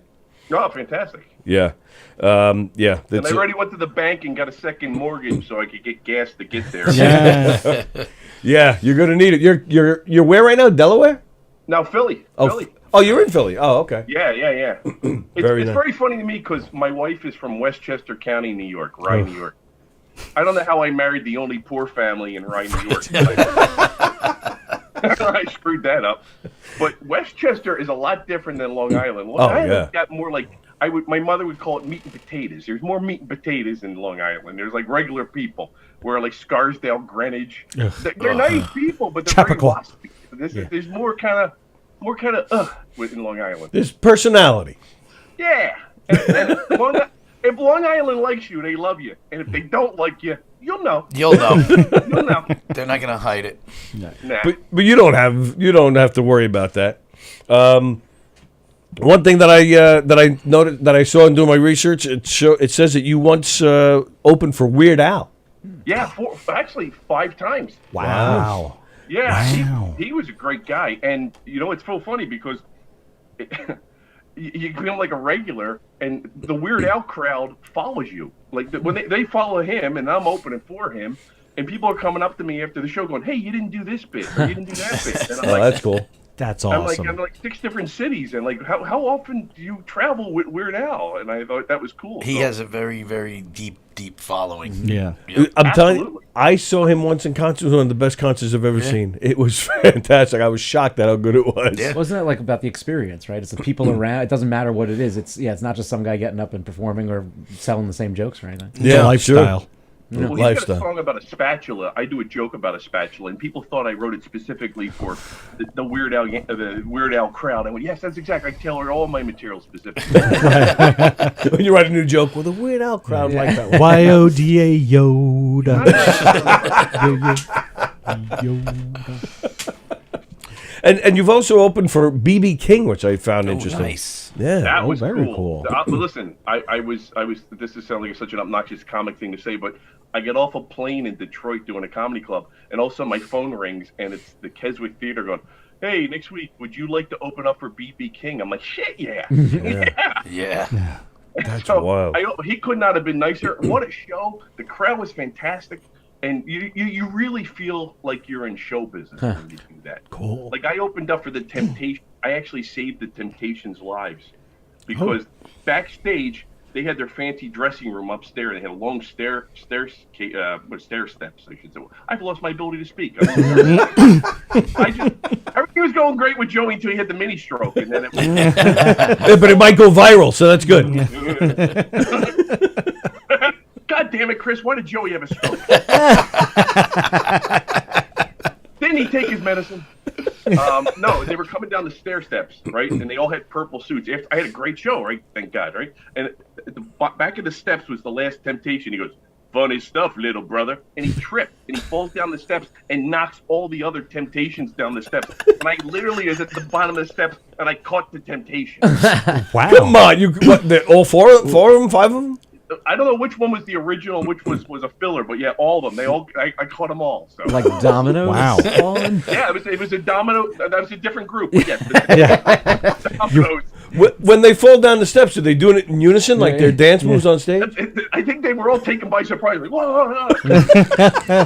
You're like the Sisyphus of the Temptations. They should have made you an honorary Temptation or something. Well, when you said it was funny to see 4 black purple suits coming at you. I was gonna say, when you said you saved their lives, I thought that was gonna start. So we was doing the show in Alabama. No, I'm Catholic. I don't think they like me in Alabama as much as we like our African American brothers. I'm just trying to get a visual of that. There's Joey at the bottom of the stairs. I'll save you, temptations. It's like Superman stopping a meteorite. Ross. That's fantastic. When was the last time you were were going to have an Asian guy on this show? Yeah, Penn Dang was. Do you know Penn Dang? No. He's out of Dallas. Like white guys. I was wondering if we had any diversity. He's out of Dallas. I'm Greek. Well, yeah, there you go. He was supposed to be in town. Sodomy, you. He was supposed to be in town. He knew somebody that knew us and asked if he could come on. He's not playing the club or anything. He just wanted to come in. So I was like, yeah, sure, come in. He had some issues a few years ago with Tony Henchfield. Is that his name? Hinchcliffe. Hinchcliffe. Yeah, where Hinchcliffe said some racist things on stage, and then there was all those headlines, and they had, Hinchcliffe lost, like Rogan tossed him out for a little while, and so that was Penn Dang. That was the guy that was involved in that. But that's the only thing I know about him. Wouldn't it be great to give everybody's uncle a microphone? Like you think that was racist on stage? Yeah, true. Yeah, I think that's called Facebook now. Yeah, exactly. It used to be called Thanksgiving. Yeah. Facebook has devolved into every Thanksgiving dinner. That's exactly it. The hard-boiled parts. Yeah. Food. Yeah. So I don't mention any politics. I keep my mouth shut. Nice. Good No idea. matter what you do, you're Likewise. going to piss off 50% of the audience. Right, which you don't want to do, right? Mm-hmm. And it's nice to, like I mentioned, the notorious FOD. So for those of you who don't know, FOD stands for Father of Daughters. So living in a house of all women, it must be nice to be able to travel, get comedy dates, get out of the house. I'm so glad to get out of the goddamn house. I never forget. My oldest lives on the Upper East Side, and when the pandemic started, I met her at the Trenton train station. She comes out of the gate there, and all these young girls from New York City all getting in the cars with their parents, and all the parents having that look like, fuck, we thought we got rid of you. They all come and then my back. youngest came back from Temple, so my wife, my two daughters, and no matter where I went, I would just wake up and apologize to the first one I saw. Like I was gonna eventually piss one of them off throughout the day. Yeah, is that a girl thing or is that just a kid thing? I think the girl thing. Yeah. But then again, I only have girls, so. Oh, okay. Yeah. I'll tell you why it's a girl thing. Because if you have boys and they get pissed off, you smack them. Yep. You can't smack a daughter. Yep. Right. Andy here, he has two daughters Yes. as well. Yeah. But you know that old sock filled with pool balls. You say that like, that old sock filled with pool balls. Or oranges. They're not your balls. Then you got to bring in DHS. Yeah, that's a whole other ball of wax. Now, I know you also played in at the Fringe Festival in Edinburgh. Yeah, I did. Cool. Right before the pandemic, I was supposed to go back to Europe, but then lockdown. I love performing in Scotland, England, Ireland. I just very comfortable. They're just they get past this. My theory has always been is maybe they'll think I'm Canadian and they'll be nice to me. But I've heard the Fringe Festival is it's quite the experience for a It performer. really is. And Yeah. there's not a lot of Americans on that show through that festival. And some nights you were packed, other nights two Scottish guys again. I pay for an hour of show. You've only done 58 minutes. What's the other 3 minutes? I'm surprised you can understand that. Right. Just buy him a beer and be done with it. I like it. Buy him a beer and be done with it. That's Long Island right there. Yeah, right there. So that's tomorrow night, right here at Governor's in Levittown? Yeah, it's the late show, 7:00. Yeah, it's only In theory, if the show goes an hour and a half, everybody could leave. The sun could still be out. This is the last year for that, though, right? No more daylight savings time. So yeah, enjoy it here, right? Finally, the thumb of time oppression. Well, no, I thought they're getting rid of it or they're keeping it. No, they're keeping daylight savings time. They're getting rid of regular standard. I thought it was the So other way. No, because daylight savings time is what everybody loves. Oh, I thought it was the opposite way. Oh, my mistake. Oh, So I we thought have we were going to more light. So So fall back is just going to stay fall back forever. correct. like the Temptations. Nice, respect. Points. Good. How many people can say that they saved the Temptations? Yeah. I'm going to be stuck on that story for a while. That's a good one. I know, catching the temptation sounds like something they'd say down south. I caught the temptation. But then I was saved. That should be the title of your book when you write your book, when you write your biography. Catching the Temptation. I decided on my biography, no matter my old man, no matter what I did, the guy just doesn't like me. And he came to a show one time, and the middle had a great set, so I had to really turn it up, and I had an even better set. And I only see that because of the competition in front of my father and my uncle Barney McGurl. I get off stage thinking, finally, he's going to give me some kind of adulation. He looks at me and goes, "Yeah, that second guy was better." Oh my God! So I caught the temptation subtext. That second guy was better.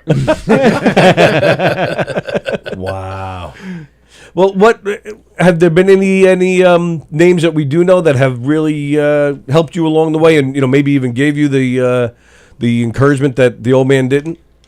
Oh yeah, Catholics don't go to therapy; they go to confession. But I got to say, in retrospect, there are a lot of guys that headliners that took me out on the road, got me out of Philly, got me a chance. So I always try to return the favor if I could help, a young guy out. And you just never know, how something could change somebody's life.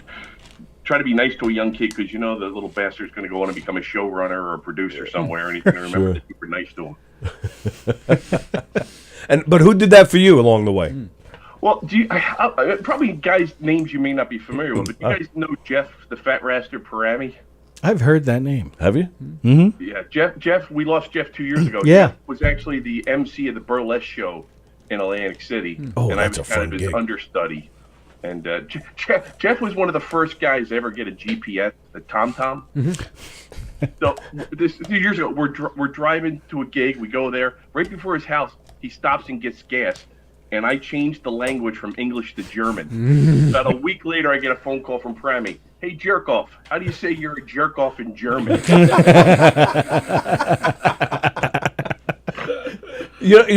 We talk about that often in here. How those types of stories are the best parts about being in this world. This world of comedy. The performances, of course, are a lot of fun too. But that kind of stuff and hanging out backstage, before and after a show, that's the stuff that we just can't get enough of. Yeah, I always say that the best show is after the show when the comics are telling each other dirty jokes. That's what we were just talking about. That's the show you should videotape right there. Yeah. I will say it again. That's usually, though, when you start talking about other people who aren't even there. Or you're so politically incorrect that you can't air it. There's no way that any context could possibly be applied to that to make it okay. No, it would. Yeah, that would be tough. There would be some things that you would say that could bite you in the ass years later. Sure. Very nice. All right, so that's tomorrow night. What time is the show? 7, did you say? 7 o'clock. And it's just the one show? There's no late show, huh? Yeah. Well, the Friday night tonight is Tammy Pescatelli. Yep. Funny. She's fantastic. Love Very her. funny. Yeah. And that's every Irish guy kryptonite, a hot little Dago broad. I'm married. You see that olive skin, the brown eyes, it pisses your mother off. That's the perfect So woman. exotic. Yeah, trust me. When I got married to my Italian wife, I was told I was in a mixed marriage. Well, that's everybody here on Long Island's half Italian, half Irish. There's a certain point where that starts happening. Well, and the ones that aren't Italian, they try and throw a little half in there anyway. Well, I got one daughter that's Irish, one's Italian. One needs sunblock, the other one needs a razor. And my wife gets mad when I do that joke. I'm like, hey, she didn't get that from my side of the family. I'm a mean alcoholic. You can't blame the hair in her ass for my people. That's great. All right, so we look forward to that tomorrow night at Governor's here in Levittown, 7 p.m. Joey Callahan. Now, Joey, do you know? Are you bringing anybody with you, or is Governor's having people? No. I'm sure Mario Bosco will be there. Mario Bosco is everywhere. Yeah, he's everywhere. He's like a villain in Wild Wild West. Remember? Yes. That's what he reminded me. And I think there was a girl last time I was there, Olga, who was very funny. Olga Namer. Yeah, she's great. Yeah, very funny girl. Very funny girl. And whoever stops by, Jimmy. From what I remember, Jimmy likes a lot of people on the show. It's like a cast of thousands. So. Yes, pretty much. It's just got me thinking about Mario. Hey, you got a spot for me tonight? Hey, Joey, throw me on the stage. Hey, Joey, let me open up for you. I said it to Mama, I'm going to go to Governor's. I want to be funny. We should have every guest do a Mario impression. We should just make that a thing. Absolutely. Because everybody knows him. It's Benjamin Button, the comedian. Oh, beautiful. Joey Callahan. Joey, you're going to die. I'm going to give you the Malaika. Oh, that's great. Well, Joey, we appreciate your time today, and thank you guys, sincerely. Thanks, Don Sill, who set this up. Yep, absolutely. Don is the best. Don's our guy. And if I could, my website, Joey Callahan. Please, yes. Callahan. MySpace, Joey Callahan. Whatever you got. MySpace. If you come out after seeing the show, if you see me, stop, say hi, please. I love to meet the audience. I love Long Island crowds. You're good people. Yeah, they're great crowds. Except Absolutely. God damn it, Chris. Except for me. God damn it, Chris. Fucking headphones. Thank you, Joey, and have a great set tomorrow night. All right, boys. Thanks again. Take care. God bless. You too. Thank you very much. Let's see. And there we go. All right. Can we start talking about him now? Good dude. Yeah, that was fun, right? Yeah, he was funny. Fucking cool guy. Yeah. That's tomorrow night here at Governor's in Levittown. All right. And it's, you know what? All right, so let me ask you guys, what about you? You have anything coming up? This weekend? No, not really. But next weekend... Is it next weekend? I always have to check this stupid. No, it's not next week. The week after that. The 27th, I'm at, go figure, Clyde's. Mount Sinai, Aragona's Comedy Gent. Jeff Bosey's watching. We were talking about you before, Jeff. All bad. Yeah, pretty much. Oh, hey, Jeff. Your new best friend is here. Chris, now do you have anything else lined up or no? Next Sunday, the 22nd, in the Giggle Room again. Oh, okay. The emerging that's stars. Right. So Truson's throwing this show in the Giggle Room now? Yeah. What's that about? I don't know. Some of the other guys were a little like, oh, I thought it was going to be in the big room. Yeah. He said I think there might be a show there. But listen, I was telling these guys, I was like, if we can have 80 people, I think the little room's great because it's really like packed. Like you go into that 300 seat room and there's 50 people. I was like, you're gonna be all whacked out of your fucking head because you're gonna think, you're not gonna know what to be doing. I said, I think it's better, more intimate because you want to be in those, settings. Yeah. You're not sure if someone's gonna come, throw anything at you, bum rushes. It'd be nice if they could keep smoke cigars again. Yeah. Make it like a smoke-filled room. Like a jazz club. Old school, yeah. Go old school if we're gonna go that way. You did comedy, you said, like 10 years ago? 10 years ago was the last time I was up. I had done it for about maybe 3 years. I had stopped for about like 2. Professional, like, did you do it with the class or? Like? I had worked with Chris Murphy at New York Comedy Club, so I did a couple of, I used to be able to get up at New York Comedy Club, and I was working with Terry McNeely, George Gallo. I was able to produce some of my own shows in the city because I was in the city. And I found good restaurants that were good to do a comedy night. Yeah. So, I was able to keep myself, busy that way. Yeah. I did a lot of non-comedy club spots. I think my greatest, I did Gotham a couple, but my greatest thing was when I got on a show at Caroline's that a buddy was producing. Oh, that's awesome. Cool. And the place was fucking packed. Yeah. Nice. And that was the only show my mother was able to see Oh, before she man. passed. Oh, wow. And, wow. Yeah. Awesome, though. Yeah. She's like, I wouldn't do that last joke. Yeah. I'm like, it worked the last time. Don't worry about it. I'm like, unless you can explain to me the Puerto Rican Day Parade, I'm going to keep using the joke. Sorry, the first time my mom saw me get up, I used to have this joke about masturbating while driving. So that was great. Didn't go over well. No, it was She loved that decent. one. Yeah. But she was like, I saw. Yeah. But she didn't say anything afterwards. There was a guy in our class. Andrew. Yeah, Andrew. I thought he was the funniest guy because he was so like raunchy. Is that the one that showed up and then wasn't raunchy? Yes, I don't know. Yes, that was exactly it. Because his parents showed up. Yes, and he did his whole act. But I'm talking like I cannot do his jokes justice. This guy was as raunchy as it gets. Week, it was the balls on this guy to be Yes. able to give these jokes, and like again, like they were not for everyone. I don't think these jokes were for anyone except for like us. But it was amazing that he would. You must see Nick Wilkinson. Okay. Because I very much love him, but I once turned to another comic when he went up, and they were like, "Oh, well, what's he like?" And I said, "Just be ready for the most awkward 6 minutes of your day." Yeah, because this is going to be bad. This guy was that level, and it's fun, Yeah. but it's so fucking Oh funny. my He's so God. committed to it, and he's like a low he does a low energy thing of like, and it just fucking works. I think. Like we die, all the comedians are That dying was- listening to him. Even I was telling her like, and they said like, I didn't think he was funny. I'm like, I know you gotta get it. If you get it, you get it. I love like that kind of like originality. That guy. But it my was guy. pretty funny to see him when his parents showed up the second night, and he went the complete opposite. Yeah, Like he wouldn't do it in front of his folks. I thought that was so funny. Oh my God, it was amazing. I Yeah. had such fun in that class again. It like- was a good class. What's the class are good this time? I'm sure that how many people? We only had 5 guys. Oh wow, It's a light We had a class. big class. Ours was like 15. Like Yeah, it we was only a have- lot. Wasn't It was at least. I think it was more. I think it was 20, wasn't it? Could have been, and then the Bohemia class. Like I was Yeah. going back and forth between both Right, too. right. But like that was 5. That might be. Yeah, it was fine. Well, he'll sprinkle in some seasoned guys, I guess, for the show. Right, yeah. I just needed it just to kickstart. Yeah. Just to be. I had Get so many you things that thinking. were in my head or Yeah. I had written that I never even, tried. No, I think that's everybody. A lot of the connotation of going to a fucking class is to most comics is like, they teach you.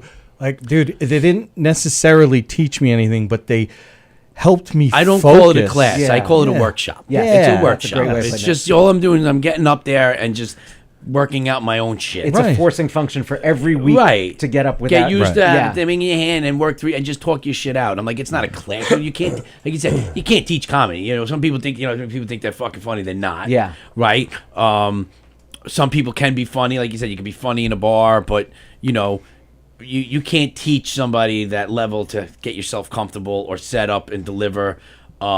You hit the punchline, shut up. I mean, that's basically the best. That's what you're learning. Yeah. And it's funny because that's the negative space thing is the biggest thing I took from that of like Right. being confident enough You in can myself. talk- right. And that, and that's the one thing I could say from the show the other night. I was like, after I'm watching, I was like, you know what? I didn't rush through things. I comfortable. let the laughs happen. Right. And then I ended up getting another laugh from the next line that I probably, if I didn't take this without that embedded in my head, I would have walked right through that first one into the second. Right. And made the second the punchline. Yeah. Right. So I got the punchline, then the punchline. So, that's what it is. That's what I consider it a workshop. It's just like everything else. Yeah. It's not a class. It's funny too. You said that you were nervous practicing. Practicing, but I maybe was you more got nervous. it out of your system. I think I So got when it you- out. yeah. Again, and it could be the Xanax and the bourbon. You're right, So we don't know, We're right? going to go with that for a while. Come on, Xanax and bourbon, because that felt good, baby. That What felt else you good. got?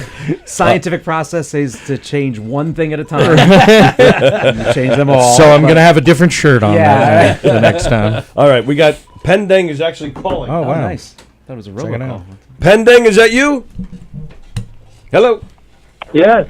Is that you, Pendang? Yes, that's me. Are we All right. pronouncing that correctly? Is it Yeah. Pong or Peng? It's Pung. Pong. That's what I thought. Pendang. Oh, my apologies. All right, so first question. What the hell happened to you? Oh man, I thought it was 11 p.m. Classic. Did you think the interview was 11 p.m. or you think it's 11 p.m. right now, right? Oh, that's actually a really good question. Wow. Yeah, you would have been very disappointed if you showed up at 11 o'clock tonight. Or not. Or not, yeah, You're right. into that sort of Depends on who's out there, yeah, by the dumpsters. All right, so Peng Dang, Pung Dang, it's a pleasure to talk to you. You're out of Dallas, correct? Yes, Dallas. I'm based in Dallas. And what are you doing up here? You trying to you trying to get into some New York comedy clubs, or are you just up here for personal reasons? I'm here to do some shows. Majorly, the main reason I'm here is for the very big Variation Comedy Festival that's in Broadway. That's in Broadway. Broadway Comedy Club? Yeah, Broadway Club tomorrow. Oh, very nice. Oh, I wasn't aware of that. Yeah, I Oh, did that's not cool. hear about that. Yeah. Is it just, it's a big festival? Is it a contest? How does it work? I think it's a festival, just multiple shows. My show's already sold out tomorrow night. Congratulations. Cool, Yeah. nice. Where is it? Broadway. Broadway Comedy Club. Broadway Club. Nice. That's cool. So yeah, is this your first time in New York, or? I've been here a couple times. My aunt lives in White Plain, Westchester County. I was going to say Flushing. No, there's a large Asian population in Flushing. Yeah, I've been there.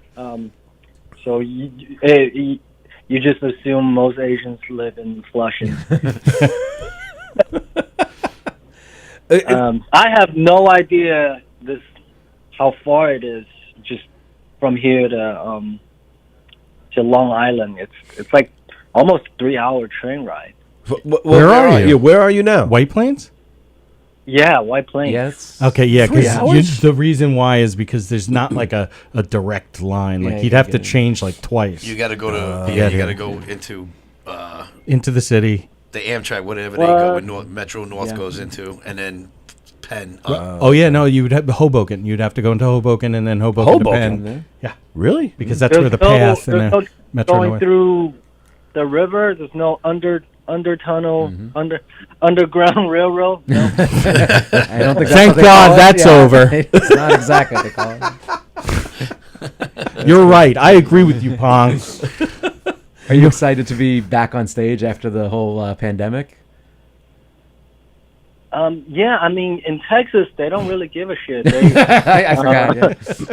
Yeah, they were on lockdown for 2 months, 2 months exactly, and after May, at the end of the May, they already started doing shows. Wow. But yeah, didn't really take a long break. Good. Now, what about the latest pandemic of people attacking people on stage? You concerned about that at all, or any thoughts on that? No, I don't think I'm famous enough for that kind of thing to happen. No. Yeah, I wouldn't worry. I think it'll be all right. The Japanese are docile people. But he's Chinese. But it's an Asian show. No, I get you. So I think it'll be fine. Oh, yeah, if I talk shit about Japanese, yeah, they're not gonna. It's good. They're gonna kamikaze the stage. No, I think you're all right now. They're more docile since the big bombs. Hiroshima, Nagasaki, big man, little boy. So tell me more about the festival. Is it like it's all day long or something? Like, what's what goes on there? I think it's 3 days. Oh wow! Jeez. I can't believe I didn't hear about that. That's kind of what I'm thinking. Yeah, is this an annual event? I think so. I mean, This is the first time they're doing it. Oh, okay. Well, that's great. Yeah. And now tell me about. I saw on your website you're part of something called Stars of Tomorrow. What's that?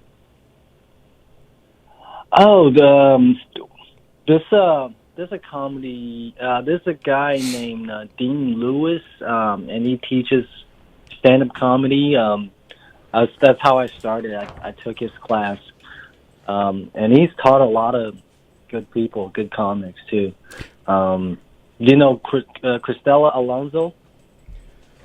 No, I don't think so. Well, she was the first Latina woman in this country with the NBC sitcom. Oh, okay. Sitcom. It's Cristela's show. It was a sitcom named after her. Cool. Hey, well, how long have you been doing comedy? 6 years. Wow. See, because the thing I'm fascinated about you is you are from China, and obviously English is not your first language.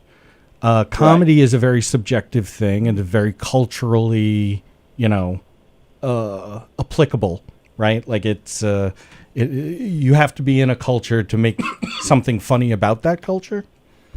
And I think it's kind of amazing that you have come from a different culture and a different language and have been able to be funny. I find that pretty cool. Yeah, it's pretty hard for me because I came here when I was 25. Right. There you go. So yeah, there's a lot of barriers, language barriers, cultural barriers. Right. I was a very shy person too. Oh yeah. Yeah. So like, when I was at work, I sometimes go on a smoke break with the colleagues, and they'll be talking, jokes. They'll be telling jokes to each other, and I always want to, think of something funny to say, but whenever I'm ready to say something, they already, moved on to the next subject. Oh, I feel you on that. Yeah, it's like I got to do this translation thing in my head. Right. And that's exactly what I'm talking about. Like I'm curious, is there a joke, or would you have been a comedian if you had stayed in China? Like, do they have? I imagine they I don't do. even know if they have a comedy scene or not over there. Yeah, they have a comedy scene, and it's fairly new. Okay. Fairly new. If you're like a comic doing it for 6 years, 5 years, you're considered a veteran. Oh wow! Yeah. Wow. Yeah, and it's a lot of money involved too. Big Right. money, lots of stage time, and TV exposure. People are fascinated by stand up in China. Oh, that's cool. Are there any jokes in Chinese from China that would not translate to a joke in the U.S.? I imagine most of it, because we're all humans. We all shit. We all have penises. Well, not everybody. Not everybody. It's just my dream. But what I'm saying, because that's the commonality, is we're all humans. We all have commonality. We're able to get to funny things. But is there a joke you could think of that would be funny in China, but here we'd be like, what? That's funny? Oh, I mean, I bet if we're doing word plays, then you're definitely lost. Right. There's definitely lost in translation. Right. But if we're talking about Set a personal stories, then probably you'll be able to relate. Right on. Yeah. I'm just curious. Who else is on the? Who else is playing the festival? Excuse me. Who else is playing the festival? I'm not quite sure. Do you know? I think Usama Siddiqui might be on there. Do you know? You ever heard of Usama Siddiqui? Yes, actually, we love him. He was in the studio with us a month or so ago. Yes, very, very funny guy. Oh God, I love that guy. Yeah. Yeah, I'm looking at the lineup. You're looking at the lineup right now? Yeah, it's Chris is trying to read. Yeah, no. Now you're gonna. It's a lot of. But there's a Do you lot want me of. to read? There's a lot of Indian. South Asian. Yeah, South so Asian. they're South Asian. There's one black guy with his name Vince Chen. I think he's lying just to get on the show. Vince Chang. You got Wendy Steiner. I don't know how she got there. Well, there was a strong Jewish, the Central Asian. Vince Chang. He's as black as they come. He's part Shinnecock too. Right. It's the Wu-Tang Clan. The Wu-Tang Clan. Good thing he didn't try to pass himself as that. Right? So what's your name? My name is Wu-Tang. All right, well, we're sorry we missed you, but have a great time at the festival, and then next time you're up this way, maybe we'll get you in here. Okay, I'm sorry. Nah, it's cool. No problem at all. You called later. We've had people who are like, yeah, I'll be there, and then they don't call. They That's don't right, nothing. sons So- of bitches. So it's good. It's cool, no problem. So have a great time tomorrow, and good luck. Good luck. Have a great time. Oh, I'll be in Long Island on Monday too. I'll be in Long Island. Oh, on Monday? Oh, Yeah, actually on the island. He said, "Did What's say that? Actually on Long Island? Where on Long Island? Right. Okay. Yeah, I'll be there Monday to have a 6 p.m. show. Dong helped me get on that. With John Butera, right? Laura, not Laura. What's her name? Sadie? Is that? Who? No, I don't know. Oh, we're not Cloudy. Oh, Claudia. Claudia. Okay, yeah. Claudia Bonavita. Right, Yeah. but she's doing it for Butera, right? Is it? Probably. Yeah, she's running the show. Yeah, John Butera is the guy who put the show together. Okay. All right. Well, Monday. So I mean, it's up to you if you feel like stopping in here on Monday. We're not. I mean, it's 11 a.m.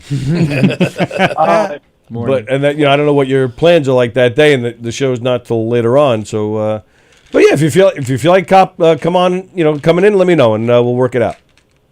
Okay. All right. Hey, Sounds thanks good. for having me. All right. Take care, man. Take care now. All right. Have a good See ya. All right. See, it's funny because I've forgotten about this June 3rd show. It's a Butera. It's a Aragonés comedy.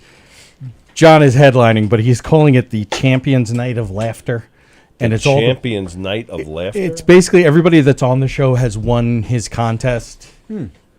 And so it's Billy Geyer, Dan LaRocco, Alex Bradley, Emily Santosis, myself, Pete Carney, Katrina Reese, Jack Clunan, and Autumn Harvest, which I think she won the city version, hosted by Fat Jay. And That's a good show. Chang.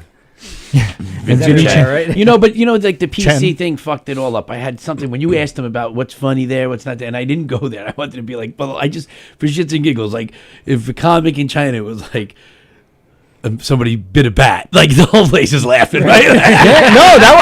I actually don't think they that don't believe that shit. but I don't think that would be an inappropriate thing Right. to ask because, I truly want to know, Right. would they laugh at like a bat but like- soup fucking joke? Yeah, but like that funny thing is like, so the coronavirus started when a man ate a bat, and they're like, because it could be like Jewish comics can do Holocaust jokes, Right. but non-Jewish really shouldn't Really because shouldn't. it's just not. That's not cool. Could you imagine It doing didn't happen? Yeah, of course, right? You forgot to throw the air quotes. you up. mean the Holocaust? Holocaust. Can you imagine doing comedy though in like a communist regime? Like if That's you, what- I if was you- thinking that if as he you was bomb, talking. like again, you make the wrong joke. I would and think so- they hand you the list. Here's your jokes. Yeah, exactly. Well, that's why I approved jokes. Here's yeah. your jokes. Yeah, Yakov Smirnov used to have a bit, I think, about that of like what was funny in Russia and or the USSR and Yeah. and how like you couldn't Like what say Joey was certain saying things. before, like with the Mormons. Here's the type of, but like if you you're not getting beheaded, you're not Right, going yeah. to like a re-education The camp. gulags, Yeah, yeah. exactly. Like Siberia. I hope you like Siberia because this is where you're going. This is where you're It's like going. the Mormons. All right, we're out of here. Cool. It's time to go. Thank you guys. Thank you, Chris. Aaron. Thank you, Andy, as always. Everybody have a great weekend. There is no green room special tomorrow night. Oh, tonight we got a special Donversations. Don's still talking to Sean Brown. Oh, cool. That's tonight at 8:00, and then Don brings back top five. I think is next week. Speaking of next week, Rich Rada and Jeff Bosey bringing back a one night only No Rhyme No Reason special. Thank God it's only one. If they could only have made it less than that, it would have been great. 90-minute special. God, they could barely fill fucking 40 minutes. They're doing double? They are. They're doing double. And then Sallie and I are back here on Monday. We have our old friend Tiag is coming in. He's the prison guard that used to come visit us. He's going to be back with us on Monday, possibly with Lou Pratz. It turns out him and Lou Pratz were like childhood friends or some shit. Oh, cool. So Lou might come in. He's trying to get off. He's trying to figure that out with work. Tuesday, Mark Klein. He's got a show. Is it out of Nassau Community College? It's called Blues Warehouse, and he's bringing the Jill Joya band with her. That's on Tuesday. That'll be fun. Pontillo and McGinnis. next Friday in this room. Sounds like the shittiest lawyer firm I've ever heard of. Joe Their phone Pontillo. number is just all the same number, right? No, but I'm going after them. They're on 777-777. Yeah, right. Because they're not as good as 8888. Right, just keep dialing until Joe someone picks up. Pontillo asked me in this room when we were live on the show a few weeks ago to do that show with them that they're doing in the Giga Room on June 4th. I said yes, and now I'm not in it. I'm not on the posters. I'm not included. So yeah. So Now you're in? I'm not in. That's what I'm saying. He asked me the last time they were here. He asked me on the air to do the show with them. I said yes. You went back and you even watched the show again, didn't you? No, I did not. Oh, so maybe could be your memory might be. That's your quarter. No, I don't do that. You do that with your woman. That's something I can only do with my woman? Yeah. Oh. Well, either way, the they're in marshmallow trouble. and the chocolate thing. Exactly. Either way, they're in trouble next week. And then, June 3rd, we have No Filter Paul coming in here. No Filter Paul was on Opie and Anthony all the time. They used to make him do crazy things. That's June 3rd. So lots of cool stuff coming up here on the Knockem Dead Comedy Podcast. And, of course, this guy every Friday. And that guy pretty much once a week. And then this guy, he'll have to come back. Thank you. Yeah, of course. Anytime, man. Anytime. Have fun. Everybody enjoy the rest of your weekend. It's just getting started. And we'll see you Monday. We'll see you guys later. See ya. Peace. Take it easy.